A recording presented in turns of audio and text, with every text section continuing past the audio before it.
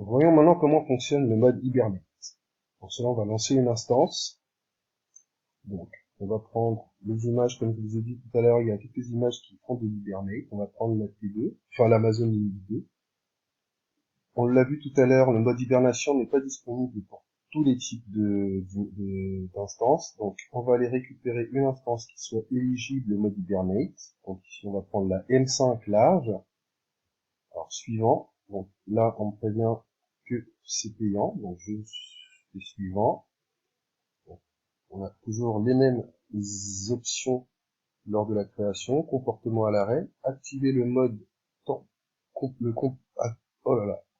Activer le comportement de veille, activer la mise en veille prolongée comme comportement d'arrêt supplémentaire. On voit donc ici que pour que ce mode puisse fonctionner, il faut qu'il y ait suffisamment de mémoire dans l'instance pour pouvoir stocker la RAM. Il faut que le volume soit chiffré. Suivant.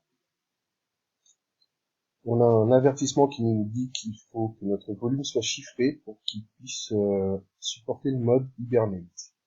Et de la même manière, on a besoin d'espace disque pour pouvoir stocker notre RAM et nos données. Donc du coup, on va augmenter la taille, on va passer à 24 Go. Je fais suivant, suivant. Configurer le groupe de sécurité. Donc je suis déjà dans sélectionner un groupe de sécurité, je vais prendre celui-ci, par exemple, il est autorisé à communiquer sur le port 22.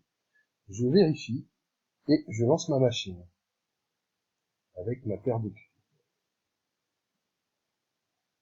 Ma machine est en train de se lancer.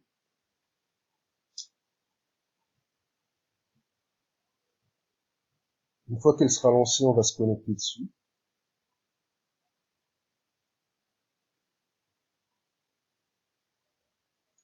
Du coup, je vais me connecter sur ma machine, se connecter, et je vais utiliser le mode Epson Connect, EC2 Instance Connect, directement depuis ma console. Et comme mon port 22 est activé, j'arrive dans ma machine. Donc du coup, je vais faire un uptime. Et là, la machine me dit, ah, on va attendre quand même un petit peu. Voilà.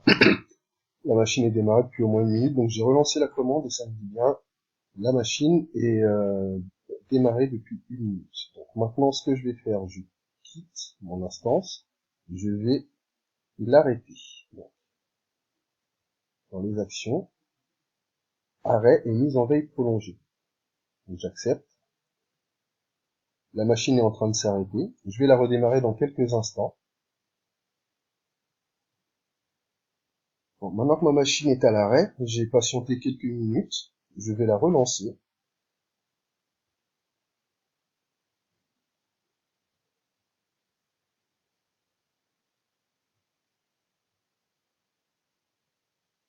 Maintenant qu'elle est relancée, je vais me reconnecter dessus. Se connecter. Toujours en EC2 Instance Connect.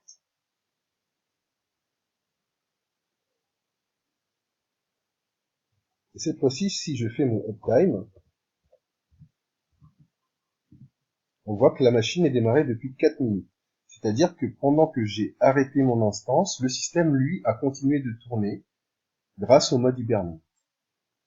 Donc, maintenant que c'est fait, on a démontré que cela fonctionnait correctement, je vais l'arrêter tout de suite et la résilier car c'est payant, tout simplement. Voilà pour le laboratoire du mode Hibernate.